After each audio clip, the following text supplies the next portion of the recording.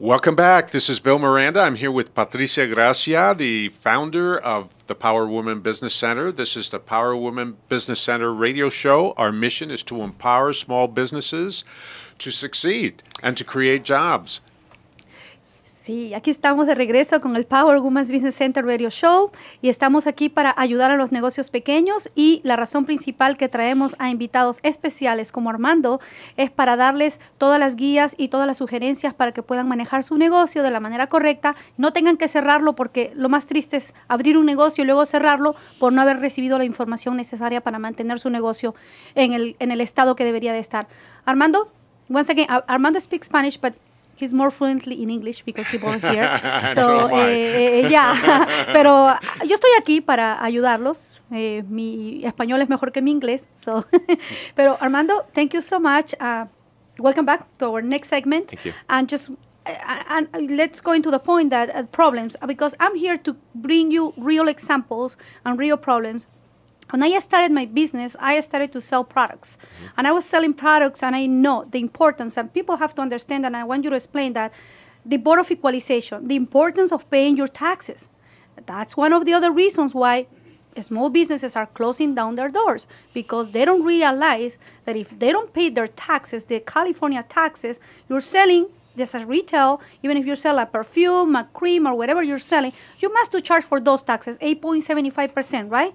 Actually, yes, 8.75%. It was 8.25 before, correct. So now it's 8.75%. In Los Angeles County. In Los Angeles County. So please tell us a little bit more about that. Sure, please, and one of the things that we experience in our firm with a lot of small businesses is that when they're receiving this money. So in essence, California is a seller privileged state, which means that the seller is obligated to pay the taxes to the state, to the Board of Equalization, which acts as it handles it for the state of California.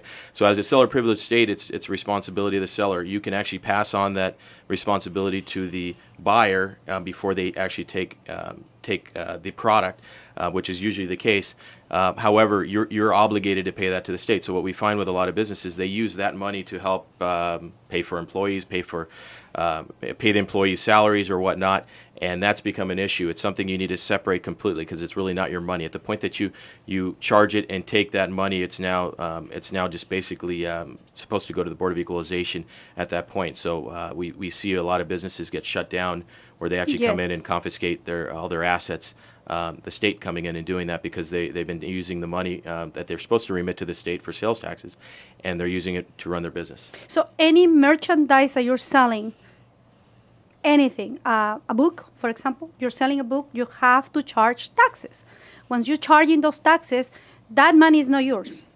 Ese dinero no es suyo. Si ustedes cobran el tax del 8.75, lo tienen que cobrar, obviously. Lo mejor es que ustedes cobren los taxes de todos los productos que venden.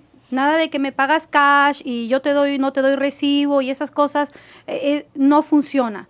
Tiene que ser legítimo.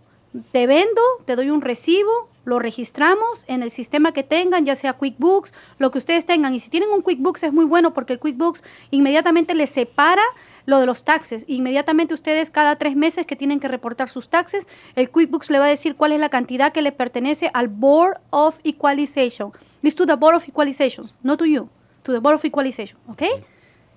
Yes, they're very important on that. And I guess if there's any questions, you can talk to Patricia about that, and she can give you more guidance. Sí, y yo lo puedo decir por experiencia, porque así como tú como contador, Armando, has estado con business owners, y yo también me he enfrentado con muchos small business owners a través de mi organización, y no olvidar, a través de mi agencia de publicidad que tiene más de 10 años, lo que más he hecho es trabajar con small business owners, y he visto cómo les han cerrado sus puertas, cómo les han confiscado sus cosas, cómo les ponen un red tape y no pueden continuar manejando sus negocios por no haberle pagado al Board of Equalization. Now, Armando, quick question. Sure. Not everything is taxable, yes? That's correct.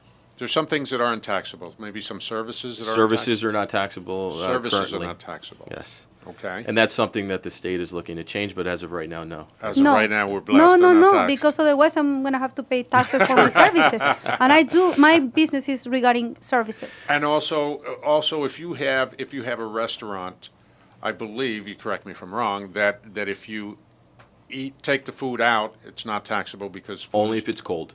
Only if it's cold. Got it. Okay. Hay Cold que food, not taxable. meterla a la refrigeradora la comida y llevársela helada, porque si la sacas caliente tienes que pagar los taxes, pagar impuestos. Armando, before you leave, just 1 minute, just give me an advice, and what would you tell to the small business owners in a briefly 1 minute?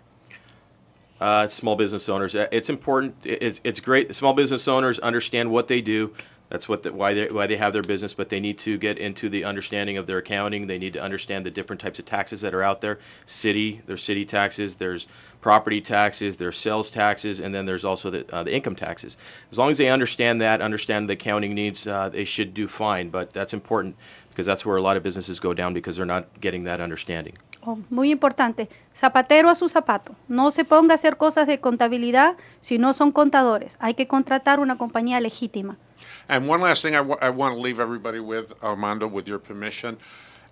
Sure. Owning a small business, developing a small business is not difficult in terms of permits and all of that. Don't let us make you think that it's super complicated.